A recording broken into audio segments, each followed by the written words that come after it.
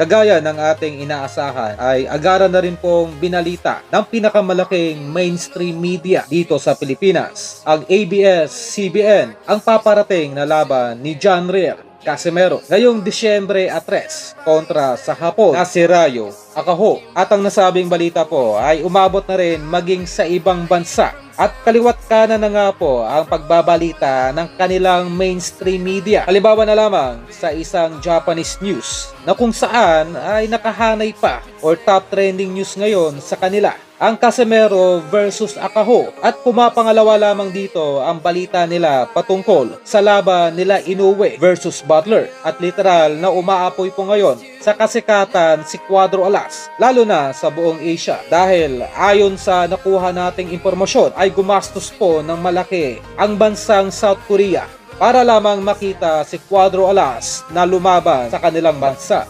At ganoon na lamang kataas ang demand ngayon ni Alas sa mundo ng boxing. Sa kabilang dako ay puspusan na rin ang paghahanda ni Rayo Akaho para sa nasabing laban. At usap-usapan po ngayon sa bansang Japan na kapag nakachamba ang nasabing Hapon kay Alas ay makakatanggap po ito ng kaliwat kanang recognition mula sa kanilang gobyerno. Dahil ang kaisa-isang bagay na hindi magawa ng kanilang tinuturing ng bayani na si Inoue ay nagawa ni Rayo Akaho. Ngunit tila maliit na halos walang tsansa itong si Akaho na makapagbigay ng malaking upset. Lalo pa kung ito ay paghahandaan lamang ng wasto ni Cuadro Alas.